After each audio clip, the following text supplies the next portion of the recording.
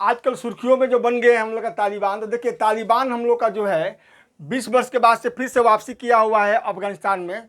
तो आप लोगों को मैं यही बताने जा रहा हूँ कि आज से 20 साल पहले जो बच्चे होंगे आज वो यंग हो गए होंगे, यानी कि एक नई पीढ़ी का वहाँ पर रूपांतरण हो गया है, नई पीढ़ी आ गई होगी और इन पीढ़ियों को तमाम तरह के हरकतों से अब अपना अलगाव करना होगा, जो आदतें उनको लग गई है। जैसे कि मैं आज आप लोगों को यही बताने जा रहा हूं कि तालिबान के शासन आने से वहां के नागरिकों के जो जिंदगी है वो जीने का नियम अर्थात तालिबानियों का फरमान जो है उसको अब मानना पड़ेगा, नहीं तो उनके कोड़े की सज़ा खानी पड़ेगी, गोलियां खानी पड़ेगी, ज़िंदगी से हाथ धोना पड़ेगा।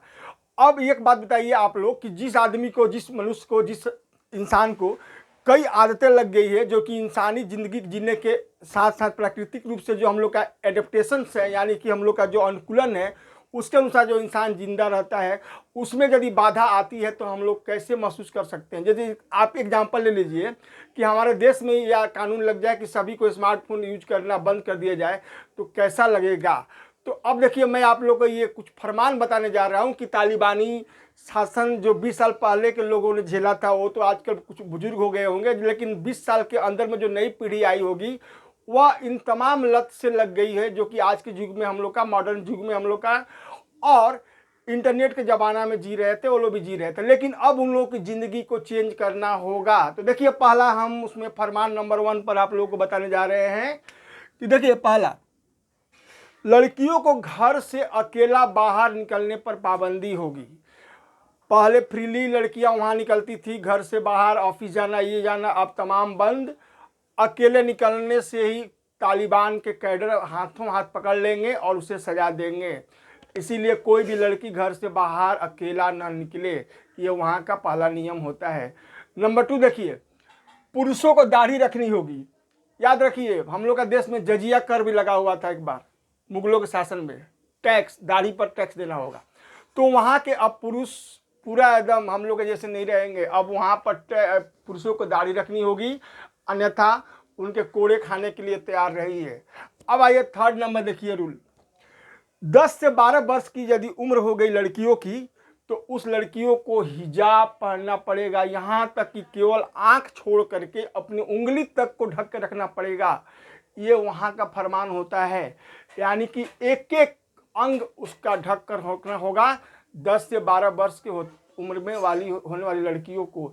ये अब वहाँ एक नया नियम लागू होना है और जो नहीं मानेंगे उनके नियम वो अपने आप के ऊपर कोड़े बरसाने के लिए तैयार रहें। अब नियम नंबर 4 देखिए, तो नियम नंबर 4 में क्या है कि शादी समारोह में जितना भी मौज मस्ती होता है, धूम धड़ामा, गाना, नाचना, बजाना, ये सब वहाँ शांत, अब वहाँ ये सब नहीं चलेगी। एकदम सिंपल में शादी होगी और बाराती भी नहीं ले जाना है, ज़्यादातर खान पान का व्यवस्था नहीं करना है। बारात और घरात वाला मिला करके 10 से 20 जन होना चाहिए और शादी भी सिंपल होनी चाहिए। तालिबानियों का ये भी एक फरमान है जो वहाँ के लोगों को मानना पड़ेगा। अब आइए फरमान नंबर 5, तो देखिए स्कूल कॉलेज में और यूनिवर्सिटी में जो पढ़ाई होती थी ये तमाम बंद, स्टॉप। यहाँ तक कि लड़के लड़कियों के एक साथ स्कूल कॉलेज में पढ़ाई करना बंद और वहाँ पर मदरसा का शिक्षा लागू हो गया। अब ये लोग स्कूल कॉलेज और यूनिवर्सिटी भूल जाएंगे, मदरसा छाप एजुकेशन लेंगे, अन्यथा नहीं लेंगे तो मरने के लिए तैयार रहिए।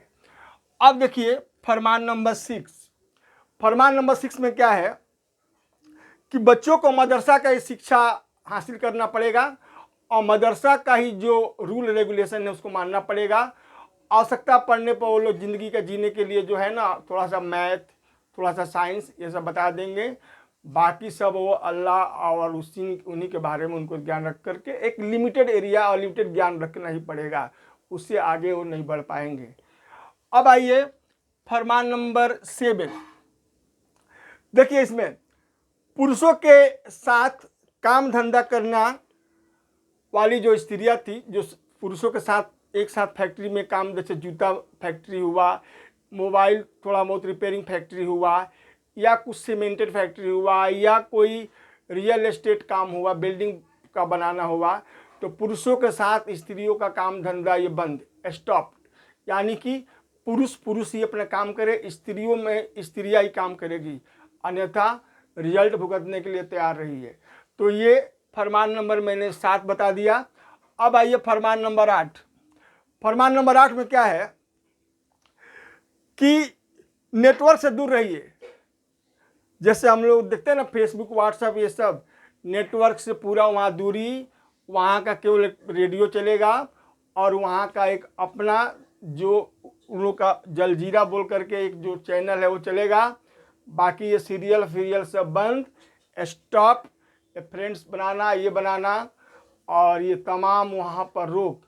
कुछ ऑफिशियली जो सरकारी कार्यालय होंगे उसमें कुछ नेट का यूज होगा, बाकी आम पब्लिक के लिए तमाम तरह की जो व्यवस्था आज हम लोग भुगत रहे हैं, हम लोग ले रहे हैं, ये वहाँ पर बंद हो गई, अन्यथा रिजल्ट भुगतने को तैयार नहीं है उसका। अब आइए आप लोग फरमान नंबर 9। तो देखिए प्यार मोहब्बत और इश्क, इसको लव कहते हैं, ये अब वहाँ बंद, ये नहीं चलेगा। क्योंकि ये यदि कोई कैडर समझ सुन लिया कि इस कबीलाई में प्यार मोहब्बत का बात चल रहा है तो वहाँ तुरंत उसके कैडर पहुँच जाएंगे और पूरे कबीलाई में उन दोनों को पकड़ करके कोड़ा के सजा मारेंगे और बाल मुड़वा देंगे, गधा पर घुमाएंगे और आवश्यकता पड़ी तो उनको गोली भी मार दी जाएगी। ये वहाँ का फरमान है। अब आइए फरमान नंबर 10 में। फरमान नंबर 10 में क्या है कि लड़कियों की शादी में कुछ भी दहेज का लेन देन नहीं होना चाहिए। वहाँ लेन देन भी शुरू था, जो अपने पैसे वाले हैं अब बेटी को देते थे, लेकिन ये सब नहीं चलेगा। वहाँ पर जो शरिया कानून के अनुसार जो वहाँ पर रूल है वही रूल चलेगा, अन्यथा ये हम लोग का वॉशिंग मशीन, ये हम लोग का ये एसी, फ्रिज, कूलर, ये देना फेना वहाँ बंद, अन्यथा रिजल्ट भुगतने को तैयार रहिए। अब आ जाइए फरमान नंबर 11। 11 में क्या देखा गया है कि बिना सबूत के किसी पर भी मुकदमा चलाया जा सकता है। वहाँ के कबीलाई क्षेत्रों में वहाँ के लड़ाके, तालिबान के लड़ाके बिना प्रूफ के किसी के ऊपर भी डाउट होगा मुकदमा वो लोग चलाएंगे, कोई कुछ नहीं कर सकता है। ठीक है। अब आइए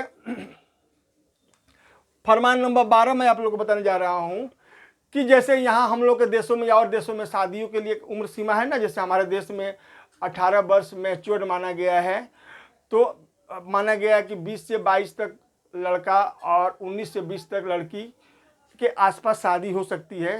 लेकिन वहाँ ऐसी कोई नियम नहीं है। जिस लड़की को लगेगा कि उसकी शारीरिक क्षमता ज़्यादा विकसित हो गई, चाहे वो जिस उम्र में भी हो, उसे शादी करनी पड़ेगी।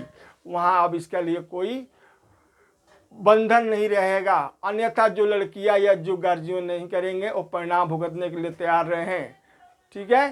तो इस प्रकार से देखा गया कि तालिबान के लोग अब जो इतनी आदत पड़ चुकी थी, उनको इतने बातों को लेकर चलना पड़ेगा, उनके बातों को मानना पड़ेगा।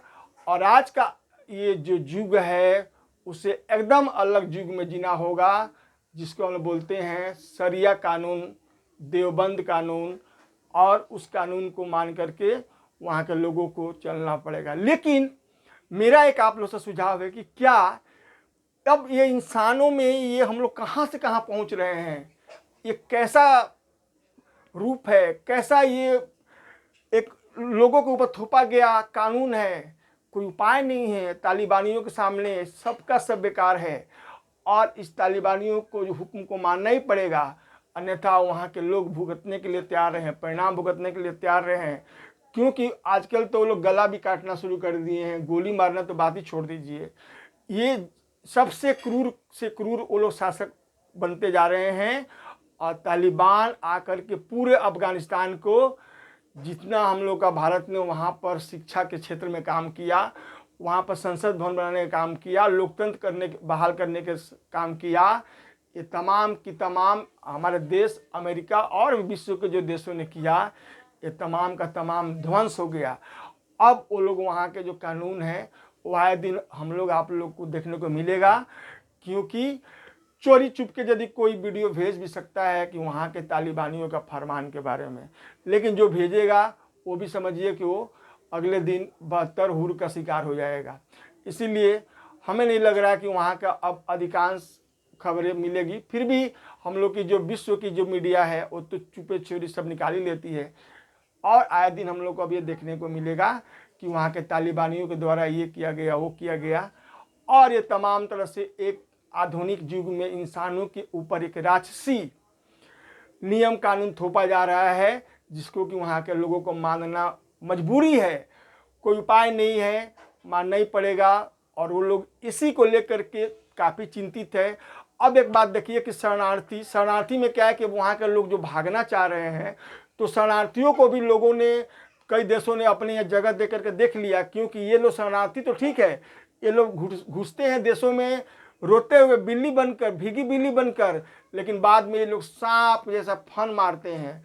इसीलिए बहुत से देश विदेश के लोगों ने भी इनको लेने से अस्वीकार कर दिया कि नहीं भाई, तुम जहाँ हो वहीं रहो, मरना जीना तुम समझो, हमारे यहाँ तुमको आना नहीं होगा, क्योंकि आप लोगों ने अपना रूप भी दिखा देते हैं। इसीलिए ये लोग अब जो भी वहाँ के लोग हैं जो शरणार्थी के रूप में भागना भी चाहते हैं, तो कोई देश एक्सेप्ट नहीं करेगा, क्योंकि एक्सेप्ट तो कर लेंगे लेकिन कल परिणाम हमें ही भुगतना पड़ेगा। इसीलिए मैं अपना वीडियो अब आप लोगों को समाप्त करता हूँ, और आप लोग से रिक्वेस्ट करता हूँ कि मुझे मेरा सब्सक्राइबर कुछ बढ़ाइए, ताकि मैं आप लोगों के पास अच्छा से अच्छा नॉलेज और दे पाऊँ, और मेरा भी थोड़ा मन खुश रखिए। मेरे पास ज्ञान की कमी नहीं है, बहुत से बातें हैं जो मैं आप लोगों को बताऊँगा, और मेरा थोड़ा सा रिक्वेस्ट है, पैसा तो नहीं लगता है, थोड़ा सब्सक्राइब कर दिया कीजिए। धन्यवाद। जय हिंद, जय भारत।